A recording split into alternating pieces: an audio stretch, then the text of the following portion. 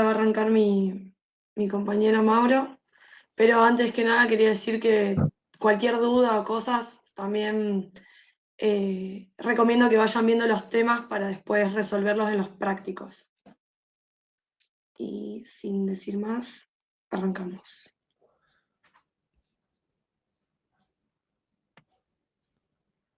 Ahí empezaba a presentar Vicky. Ahí está, ¿se ve? Vamos a ver que se me actualice. Apretar de nuevo, a ver.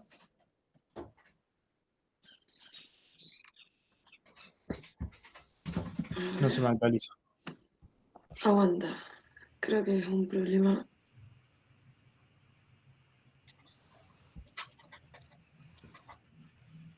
Ahí lo saqué, por las dudas. Poné toda la pantalla, Vicky. Sí, voy a hacer eso, porque había apretado nada más el coso, pero ya fue toda la pantalla. Ahí está. Sí, total.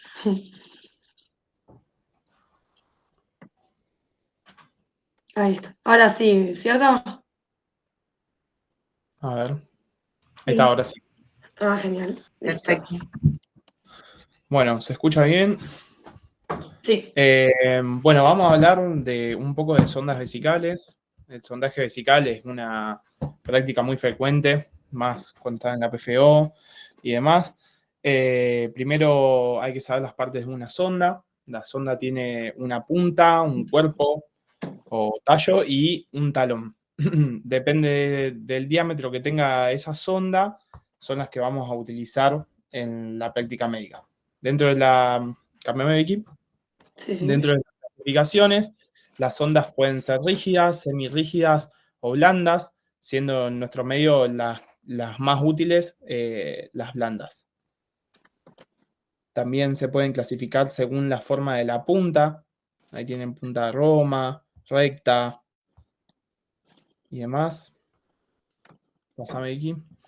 Bueno, las medidas que más se utilizan son en las medidas French. Un French es igual a un Charrier. Y para las mujeres se utiliza de 16 a 18 y para los varones de 18 a 22.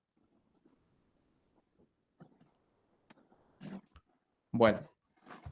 Dentro de las prácticas para cuando se utiliza un cateterismo vesical, principalmente para una RAO, una obstrucción ureteral o prostática que conduce a una hidronefrosis con disminución de la función renal, una recolección de una muestra de orina no contaminada con propósitos diagnósticos, monitoreo de la excreción urinaria en el paciente gravemente enfermo, descompresión intermitente de la vejiga en pacientes con vejigas neurogénicas, realización de estudios urodinámicos, introducción de instrumentos endoscópicos. Bueno, la pregunta para ustedes sería, ¿cuándo está contraindicada una sonda vesical? Si es que me lo pueden decir. Antes de que pase la diapo. Claro. ¿Alguno sabe contraindicaciones para sonda vesical? O sea, ¿le ocurre alguna?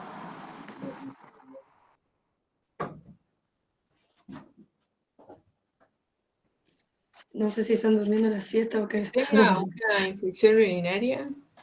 ¿Cómo? Bien. Que tenga una infección urinaria. Bien. Cuando hay una obstrucción, ¿puede ser? No, en ese caso estaría indicada, fíjate que ahí te dice una retención urinaria aguda, es o una obstrucción. Son indicaciones. ¿Hematuria? Y si el paciente tiene hematuria, más que nada, es que vos sospeches una uretra infranqueable, sería que esté un trauma ureteral. Esa sería una de las contraindicaciones. Y vamos a la diapo. Más o Sí. menos lo habían Una dicho. uretra infranqueable, una ruptura completa de la uretra y una infección urinaria, como dijo la compañera. Esas son las principales contraindicaciones del sondaje. Bueno. Sí, en realidad esto es, digamos, con el diario del lunes, pero ustedes, por ejemplo, si tienen un traumatismo de pelvis o si tienen sangre en la uretra, son un signo que ustedes tienen que prestar atención, o algún hematoma de sospecha de alguna lesión de la integridad de la uretra, ¿no es cierto? porque acá uno pone las contraindicaciones con el diagnóstico ya de la lesión, pero lo importante en una guardia es tener presente cuáles son los signos y síntomas que a mí me hagan sospechar alguna de estas 3 contraindicaciones, ¿no? Sí, completamente. Bueno, acá hay una sonda de Nelaton que la vamos a ver posteriormente. Es una sonda blanda, no tiene un elemento de fijación, tiene 1 o 2 orificios laterales, un extremo romo fenestrado y el uso es restringido al cateterismo ocasional, en una ausencia de tanto de patología ureteral o prostática. Ahí en la siguiente diapo se las muestra. Esta más que nada, yo por ejemplo en las prácticas de la PFO no la vi nunca usar, sí la sonda Foley, que es la posterior. Ahí está. Que la sonda Foley es una sonda blanda, posee un balón autofijable, puede tener 2 o 3 vías y es la sonda más utilizada. Una se utiliza, ¿cuál es la diferencia entre la doble y la triple vía? Que la triple vía sirve más que nada para hacer una limpieza de la uretra, de la vejiga, perdón. Y el otro para la colocación de agua destilada para fijarla. Ahí está, el mecanismo autofijable, se le pone siempre agua destilada.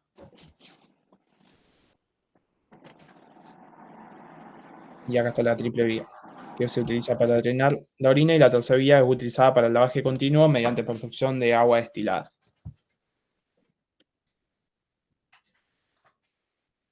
Después está la sonda de Becquil, que es una sonda semirrígida, no posee elementos de fijación, tiene 2 orificios laterales, un extremo romo y acodadura distal de aproximadamente 40 grados, y estos se utilizan principalmente para pacientes con hipertrofia prostática.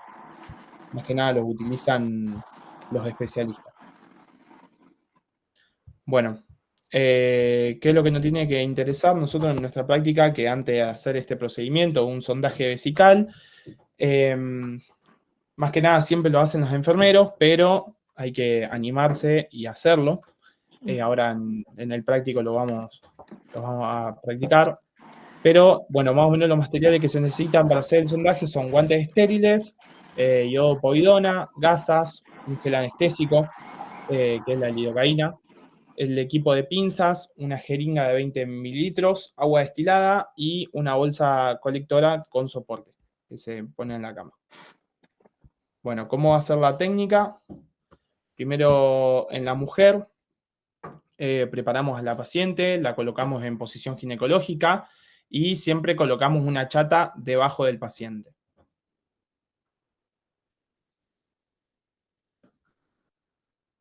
Bueno, ahí tenemos, hacemos toda la parte de antisepsia, embebemos las gasas con el iodopovidona y higienizamos los genitales del paciente con antiséptico en sentido descendente.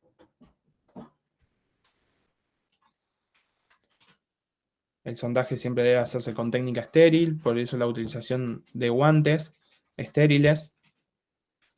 Primero hacemos toda la parte de limpieza con guantes no estériles y después nos colocamos los guantes. Fíjense que cada sonda tiene un doble envoltorio y sirve más que nada para mantener la antisepsia. Esa es la forma correcta para evitar contaminación, porque si no nos queda colgando. Luego pasamos a la colocación del gel anestésico en la punta de la sonda, que más que anestesia sirve como para lubricación de la misma. Y bueno, con mano izquierda separamos los labios mayores y los menores e insertamos la sonda. Luego esa sonda, claro, introducimos completamente la sonda, evitar la salida violenta de orina. Eso lo colocamos a la bolsa colectora. Y siempre la bolsa colectora tiene que estar por debajo de la cama del paciente. Volvé antes, Vicky. En la mujer siempre se introduce completamente en el varón siempre se... no, perdón. En la mujer se colocaba hasta que venga hasta el fondo y en el hombre hasta que venga el débito.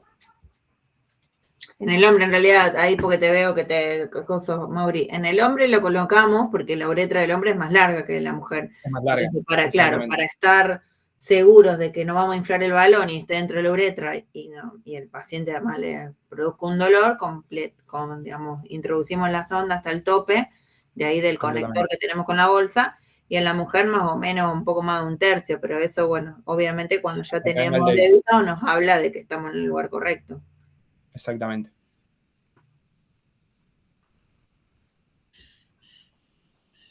Bueno, acá la técnica de sondaje vesical en el hombre, siempre es muy importante rectificar la uretra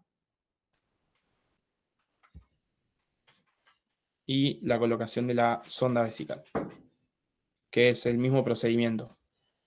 Siempre es muy importante que se infle con agua destilada para que no se solidifique. Y una vez insuflado el balón, traccionamos suavemente para ver que esté bien fijado y se coloca a la bolsa colectora. La bolsa debe quedar debajo del nivel del paciente y controlar que no haya acodaduras. Bueno, acá cuando hablamos antes para una de las indicaciones de la colocación de la sonda es una de las más importantes para la muestra de orina, y la muestra de orina nunca debe ser recolectada de la bolsa colectora, y si no, la tenemos que hacer, realizar de la sonda, que bueno, acá no sé cómo mostrarles, pero se hace con previa antisepsia de la misma. Bueno, los pacientes a menudo sienten aprensión por la cateterización ureteral, siempre mostrar preocupación por la postura y el grado de exposición al paciente, no improvisar el acto de la colocación de una sonda vesical, contar con los elementos siempre de antemano para hacer la buena práctica. Siempre hay que tener cuidado con la asepsia del paciente, porque podemos llegar a generar infecciones severas, y tomar las debidas precauciones en los pacientes ancianos con retenciones de larga data, fraccionar el vaciado para evitar hematurias y descompensación hemodinámica de los mismos. Bueno, ¿alguna duda que tengan o que podamos hablar? Si no, seguimos.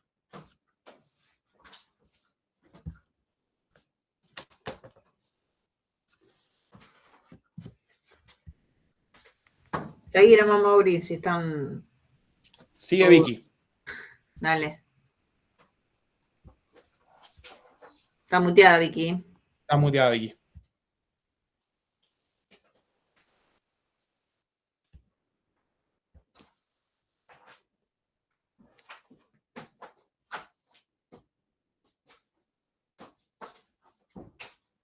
Hola, hola. Ahí se escucha. ¿Ahí me escuchan? Genial. Bancame entonces. Uf. Bueno.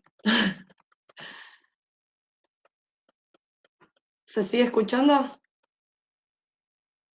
Sí, se escucha Vicky. Buenísimo. Genial. Bueno, vamos a la segunda parte, que es lo que corresponde a intubación gastrointestinal. Como definición, la intubación gastrointestinal es la introducción de una sonda, ya sea larga o corta, de plástico o de caucho, en el estómago o en el intestino, a través de la boca o de la nariz. A lo largo de la presentación de intubación gastrointestinal, vamos a ver en qué momento se usa, los distintos tipos de sondas, que pueden ser las cortas o las largas, siendo las nasogástricas o las nasoentéricas, y algunas complicaciones que pueden surgir de la intubación gastrointestinal. Bien, como había mencionado Mauro antes, la unidad de medida que se utiliza para los catéteres, sondas o tubos es el French, que se refiere al diámetro interno, como había mencionado anteriormente. En cuanto a lo que habíamos dicho, las sondas nasogástricas pueden ser, las sondas en lo que es la intubación gastrointestinal pueden ser las cortas o las largas. Las cortas son las nasogástricas. Existen distintos tipos de sonda nasogástrica. Vamos a mencionar lo que es la sonda de Levin, que es una sonda nasogástrica que tiene una sola luz. El calibre va de 14 a 18 French y es de plástico o de caucho con orificios cerca de su punta.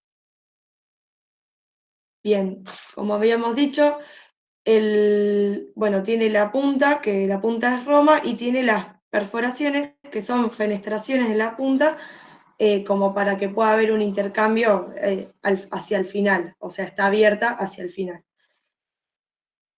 En lo que es la sonda Levin, viene la sonda en un envoltorio, viene de forma estéril. De todas formas, para la colocación no hace falta utilizar, a diferencia de la sonda vesical, no hace falta utilizar los guantes estériles, pero sí es importante, obviamente, la utilización de guantes. Hay distintas marcas para estimar la longitud de la sonda. Es muy importante también saber hasta dónde se progresa la sonda, eso siempre hay que tenerlo en cuenta. Como se había visto en la imagen anterior, tiene fenestraciones en el extremo distal y tiene un adaptador en el extremo proximal. Acá podemos colocar, digamos, esto estaría en lo que es en la nariz y esto es lo que estaría dentro del cuerpo. La sonda Levin se utiliza para extraer líquidos y gases del estómago. Se puede utilizar también para obtener una muestra de contenido gástrico, para estudios de laboratorio, para administrar medicamentos o para administrar alimentos de manera directa en el aparato digestivo. Bien, como otra sonda nasogástrica, esta es una sonda especial, que es la sonda de Sengstaken-Blakemore. No sé si se dice así la pronunciación, pero bueno, la habrán leído cuando prepararon el tema de hemorragia digestiva alta. Se utiliza para tratar la hemorragia de las varices esofágicas. Esta sonda tiene 3 luces y capaz también la escucharon como la sonda de doble balón. Tiene 2 balones, un balón gástrico y un balón esofágico. Acá podemos ver, ¿sí?, los 2 balones y tiene 3 luces, ¿sí? Que, uno se usa para inflar respectivos balones y la otra se puede utilizar, por ejemplo, para instilar o para ver el débito hemático, por ejemplo, en una hemorragia digestiva. Bien, como habíamos dicho, una vía se emplea para insuflar el balón gástrico y la segunda vía para insuflar el balón esofágico. La tercera se emplea para el lavado gástrico con el fin de controlar la hemorragia. Bien. Y en cuanto a las sondas nasoentéricas, que son las sondas largas, se usan, es la sonda que se utiliza para la nutrición enteral. Se puede utilizar para lo que es la administración de alimentos o también incluso medicación a través de la sonda. Posee una sola luz, mide 76 centímetros de longitud y, esto es importante, en su extremo distal tiene pequeñas pesas de mercurio. Es más, voy a pasar la imagen, así la pueden ver. Fíjense estas pesitas que van a permitir a nosotros poder verla en una radiografía de tórax para corroborar que tenga una correcta colocación. O sea, nosotros todas estas pesitas las podemos ver en una radiografía de... Ahí está. Bien. Quiero ver estas pesitas de metal con las fenestraciones distales es lo que nosotros nos va a poder, a partir de una radiografía, saber que esté bien colocada la sonda. O por lo menos hacia dónde está el final. Y también ese mandril que se ve ahí, esa guía metálica, en realidad también se la sacamos después que hicimos el control radiográfico, que es también la que me sirve para ver dónde está colocada la sonda. Exactamente. Bien. Lo que es la sonda progresa a partir del peristaltismo. Ahora vamos a ver bien cómo es el procedimiento de intubación gastrointestinal, pero el propio peristaltismo del sistema digestivo es el que hace progresar la sonda. En cuanto a la técnica de intubación, hay que saber bien los materiales y una práctica muy buena antes de hacer la técnica de intubación. Primero, obviamente, como había pasado antes con la sonda vesical, no improvisar, sino tener todos los materiales y explicarle al paciente cómo va a ser el proceso, porque también es bastante molesto y engorroso el procedimiento. No la va a pasar muy bien. Pero bueno, bien. Acá tenemos lo que es la sonda, una jeringa. Esto es el estetoscopio. Esto es para corroborar luego que esté bien colocado. Una tijera y un sachet vacío que ahora van a ver cómo se coloca. Importante, y la jeringa con el gel anestésico, que como había mencionado mi compañero anteriormente, el gel es la lidocaína en gel. Bien, se coloca el gel anestésico en las fosas nasales, también se suele colocar en lo que es la punta de la sonda, se abre el paquete con la sonda estéril. Recordamos que no hace falta utilizar guantes estériles, pero bueno, sí, obviamente la utilización de guantes. Para saber cuánto es la medida correcta de la sonda, se debe medir desde el lóbulo de la oreja a la comisura labial, ¿sí? Y después desde la comisura labial hacia el apéndice sifoides. Y las marcas que habíamos visto antes son estas marquitas negras. No sé si ustedes pueden ver el cursor, pero es lo que después nos sirve de referencia para saber hasta dónde progresamos la sonda. Se coloca el gel anestésico en la punta de la sonda y procedemos a lo que es el procedimiento en sí. Se le pide, el paciente por lo general va a estar acostado, o por lo menos, perdón, acostado no, sentado o a 45, y se le pide que flexione el cuello y se inicia con la introducción de la sonda. A medida que vamos pasando la sonda por la narina, le vamos pidiendo al paciente que vaya tragando mientras progresa la sonda. Después, una vez que la progresamos, hasta la medida que habíamos chequeado anteriormente, recuerden, desde esta medida, recuérdenla, desde el lóbulo de la oreja a la comisura labial y de la comisura labial al apéndice sifoides, ¿sí? Ahí progresamos hasta la medida que nosotros habíamos visto y después inyectamos aire y se ausculta con el estetoscopio el epigastrio, a ver si nosotros podemos ver que está bien colocada la sonda. Después se enrolla un sachet vacío de solución fisiológica, se conecta el sachet a la sonda y el sachet debe quedar por debajo del nivel del paciente. Debajo, obviamente, porque el drenaje se hace por gravedad. El drenaje, obviamente, estamos hablando de líquido gástrico. Después es importante que la sonda quede fija, se coloca una cinta adhesiva en el dorso de la nariz y después se pasa una cinta adhesiva por debajo de la sonda y se coloca, si no me equivoco, se dice en pantalón. O sea, fíjense cómo se pone por debajo y después se cruza una de cada lado de la sonda. Bien, y esto sería así como quedaría la sonda fijada. Ahora bien, vamos a hablar de distintas complicaciones de la intubación gastrointestinal. Puede ser la estomatitis, una parotiditis, ulceración, esofagitis por reflujo, otitis media aguda, sinusitis, atelectasia, infecciones respiratorias, pérdida de líquidos y electrolitos.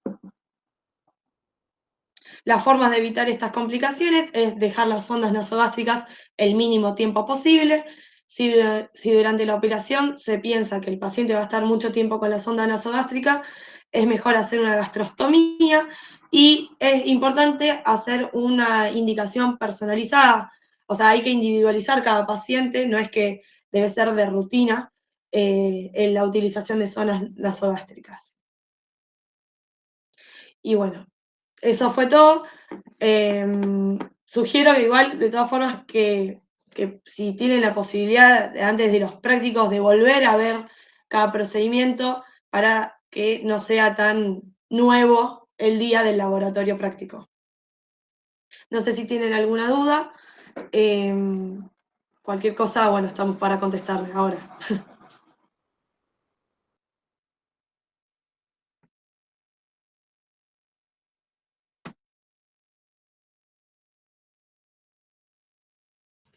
Estaría bueno que lo revean. Yo ahí le pasé el cuadernillo porque es una de las maniobras que con la que menos práctica llevamos por ahí a la guardia. Entonces, si tienen alguna duda o les surge algún comentario, estaría bueno que lo charlemos, porque como les digo, dentro de las prácticas de, qué sé yo, lavado, sutura, anestesia, es como que la sonda nasogástrica es una de las que menos tenemos práctica en simuladores y demás. Entonces estaría bueno poder sacarse las dudas antes.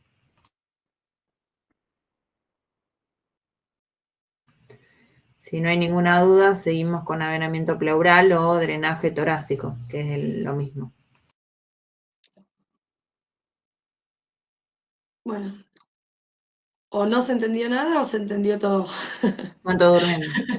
No se Hay sabe, pero bueno. hay 3 cámaras prendidas, el resto de dudosa asistencia. Está bien. Igual, por lo general, lo más próximo en la práctica final, en la PFO, es la sonda vesical. Ese procedimiento se recomienda que se los lean, que imaginen que lo están por hacer ustedes. Lo mismo pasa con sutura. Que imagínense que les toca hacerlo pronto y lo tienen que saber, como para que después vayan y se despejen todas las dudas posibles en los laboratorios. Bueno, si no hay ninguna duda, seguimos la clase. Bueno, perdón que no prendo la cámara, pero me anda medio mal el internet, así que. Bueno, el tema que vamos a ver ahora es avenamiento pleural, o como mejor lo conocemos, drenaje pleural, que va a ser la inserción percutánea de un tubo en el espacio pleural. Sabemos que el espacio pleural, digamos que la pleura tiene como dos membranas, una que va hacia el lado de la pared, que es la pleura parietal, y otra que va, o sea, hacia el lado de la pared torácica, y otra que va hacia el lado del pulmón, que sería la pared visceral. Entre estas dos está la cavidad pleural, y bueno, cuando necesitamos drenar algo que haya en este espacio, realizamos lo que se dice drenaje pleural. Es un procedimiento que va a resolver muchas patologías que van a ocupar justamente este espacio. Se va a realizar con anestesia local y va a requerir consentimiento informado. ¿En qué casos está indicado? Bueno, cuando, como dijimos, habían cosas que ocupaban la cavidad pleural, como por ejemplo puede ser aire, en el caso del neumotórax, el hemotórax, que sería sangre, el empiema, que vendría a ser pus, o el derrame pleural, que bueno, según la patología, ya lo habrán visto, puede ser un trasudado, un exudado, etc. Acá más o menos hay unas imágenes representativas de lo que dijimos, el neumotórax, el hemoneumotórax cuando hay aire y sangre, el derrame y el empiema. Generalmente lo que es aire tiende a ir hacia arriba y todo lo que son líquidos tienden a ir hacia abajo. También otras indicaciones puede ser cuando hay una lesión pulmonar grave, especialmente si vos a ese paciente lo tenés que trasladar o van a tener que intervenirlo con anestesia general o requieren ventilación a presión positiva. Bueno, respecto a los materiales, bueno, el drenaje pleural es algo que se hace con técnica estéril, así que vamos a necesitar primero, obviamente, todo lo estéril, guantes estériles, bata, gorro, barbijo. Vamos a utilizar anestesia, lidocaína al 2%, una solución antiséptica, que puede ser el yodo, jeringas de 10 y 20 centímetros cúbicos, las agujas de 58, bisturí número 11, pinzas curvas de hemostasia, suturas y, bueno, importante, el tubo torácico multifenestrado, que es un tubo que en el extremo que va a la cavidad pleural va a tener diferentes orificios. Que esto tiene, digamos, múltiples utilidades, pero principalmente, bueno, si tiene múltiples orificios, si se tapa uno, no se tapa el resto, sigue drenando. Así que, sobre todo en lo que son líquidos, es muy importante. Y luego el frasco de drenaje pleural, que no sé si no se ve muy grande, a ver si lo puedo agrandar un poco, que tiene dos tubitos. Uno largo que va hacia abajo, donde vamos a colocar más o menos 2 centímetros de una solución estéril, y un tubito corto que es el que va a salir hacia la atmósfera. Si no me Generalmente equivoco, la cantidad, te interrumpo un toque, sí, la cantidad que ponemos es un sachet o 2 sachets de suero de medio litro para que quede bien sumergido el cañito que va hasta abajo. Claro, acá justamente se ve que en la imagen están vaciando un sachet Claro. eh, de suero. Creo que el frasco se llama Débulo. Y bueno, la cinta adhesiva para después hacer la fijación. Ahora, ¿dónde se hace el drenaje pleural? Bueno, vamos a tener un reparo anatómico que es un triángulo de seguridad que va a estar delimitado en el lado anterior por el borde lateral del músculo pectoral mayor, en el lado inferior por la línea mamilar, o sea, el quinto espacio intercostal, y por el lado posterior el borde anterior del músculo dorsal ancho. Ese sería como el triángulo de seguridad donde se puede realizar, y es importante saber que en el espacio intercostal que decidamos hacer la punción, vamos a entrar siempre por el borde superior de la costilla inferior, porque por cada borde inferior de la costilla pasa el paquete vasculonervioso. Entonces, para evitar lesionarlo, siempre entramos por el borde superior de la costilla inferior. Y bueno, los pasos para realizar el drenaje: primero vamos a localizar el lugar de inserción, como habíamos dicho recién, en el triángulo de seguridad. Después vamos a realizar la antisepsia. Luego vamos a realizar la anestesia, donde vamos a instilar la lidocaína hasta formar un abón, que sería como si fuese una pelotita en la piel.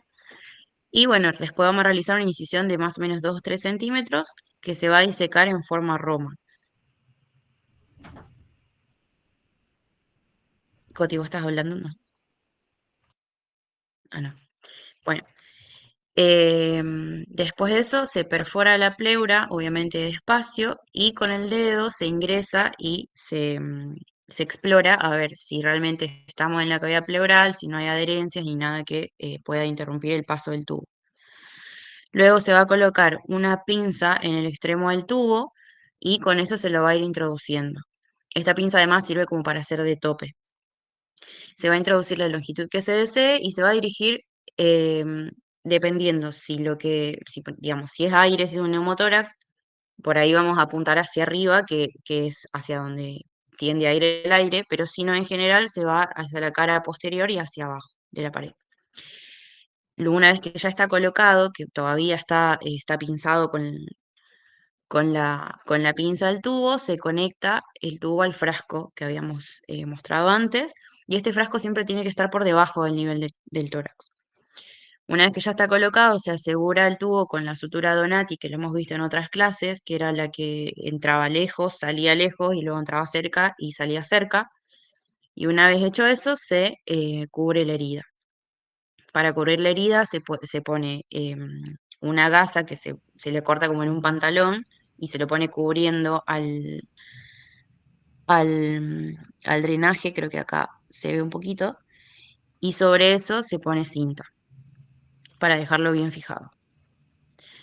Y una vez terminado el procedimiento, lo que se va a hacer es una radiografía de control para ver que esté donde tiene que estar, para ver que haya expansión y también para ver si no hay complicaciones.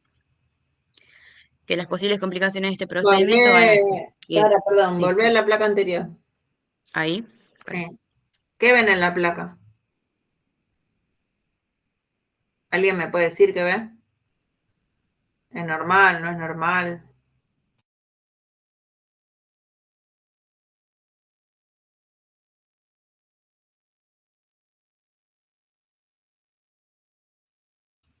Sí, hay un desvío del mediastino y por cuál sería la causa. Si querés correr las letras, Sara, de adelante. Bueno, ¿y dónde está el neumotórax? En el lado izquierdo del paciente. Bueno, del lado izquierdo, donde se ve más oscuro, es donde no hay trama. ¿Sí? No, usted no me va en el cursor porque yo me estoy moviendo, pero ahí no tienen trama pulmonar. Todo eso velado negro es el aire que está dentro del tórax. Y es tan grande el neumotórax que fíjense que al lado de la sombra cardíaca hay como un muñoncito ahí, grisecito, que es el pulmón, que está colapsado. Entonces, es tanto el volumen que entró que ese colapso comprime y desvía el mediastino, por lo cual esto es uno de los pocos tubos que ponemos en la guardia. Si no, el tubo de venamiento pleural de todos los procedimientos que vimos, es el que se hace sí o sí en quirófano porque es una técnica estéril, dolorosa y lleva otro tipo de analgesia. Salvo en una sospecha de este tipo de patología, de un neumotórax a tensión que pone en peligro la vida del paciente, ahí sí se hace en la guardia, si no, se hace la reevaluación del paciente y se lleva a quirófano. Listo, Sara, si querés seguir. Dale. Sí, de hecho, como decía Coti, no es un procedimiento que lo veamos nosotros normalmente. Yo nunca lo vi, calculo que mis compañeros tampoco, porque bueno, como explicó Coti, no es algo que se suele hacer en la guardia, a menos que sean estos casos. Eh, bueno, estábamos por mencionar las complicaciones, que obviamente podemos lacerar o perforar algún órgano que esté dentro del tórax o del abdomen. Puede ser puerta de entrada de infecciones, así que hay que tener mucho cuidado con el tema de la antisepsia. Y bueno, también podemos ocasionar hematomas, pasar de un neumotórax a un hemotórax, poner el tubo en una posición incorrecta. Si se mueve el tubo puede ocasionar un enfisema, puede haber una fuga de aire a nivel del tubo de tórax o el sello de agua si no está bien colocado. Y bueno, cuando retiramos el tubo, siempre tiene que estar el menor tiempo posible, obviamente siempre cuidando que se resuelva la patología. Es muy importante retirarlo lo más pronto posible, sobre todo en el hemotórax. Y bueno, en el caso del neumotórax es hasta que cese el burbujeo, que se va a controlar, como dijimos antes, con la radiografía. En el caso del derrame pleural, cuando ya tengamos un débito menor a 200 centímetros cúbicos por día, o en el caso del empiema, cuando el débito sea menor a 50 centímetros cúbicos por día.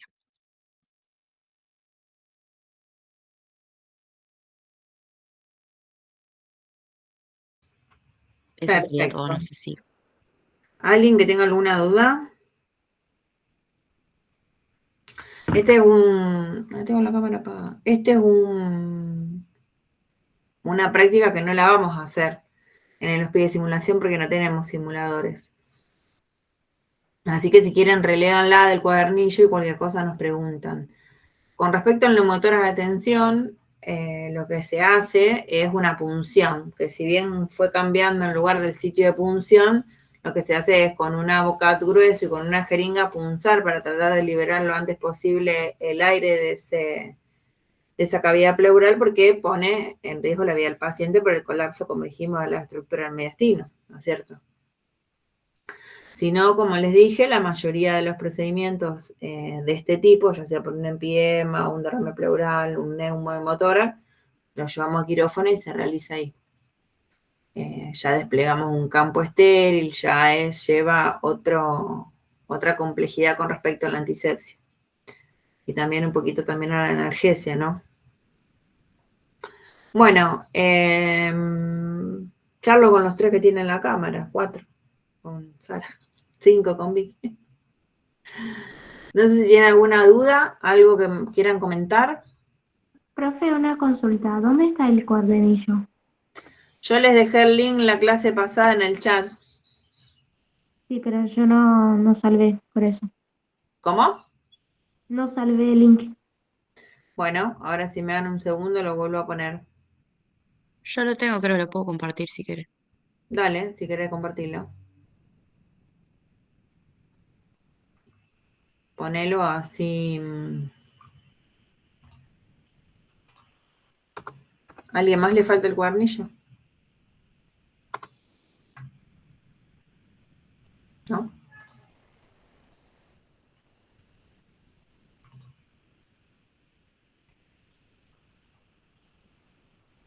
Ahí está. Fíjense si pueden entrar, si tienen algún inconveniente. Profe, ¿los Power los van a subir a algún lado o con el cuadernillo solamente El ahí? cuadernillo ya está, porque la mayoría está ahí. Lo que puede variar, como te digo, el cuadernillo, porque tiene sus años, es el lugar que yo no lo puse en el Power, pero es el lugar de la punción cuando hay una motora de tensión, que antes se hacía en la línea hemiclavicular y ahora se hace en la línea axilar anterior, pero si no el resto. Igual usted todavía tórax no vieron, me parece. No. De esto lo más importante es saber como de la mayoría de los procedimientos, es las indicaciones correctas, las contraindicaciones, cuáles son las pautas de alarma que a mí me van a dar pie para definir si yo voy a realizar este procedimiento, si es un procedimiento seguro para el paciente y para mí o no. Eso es lo que ustedes tienen que ir más o menos ejercitando con las prácticas y demás.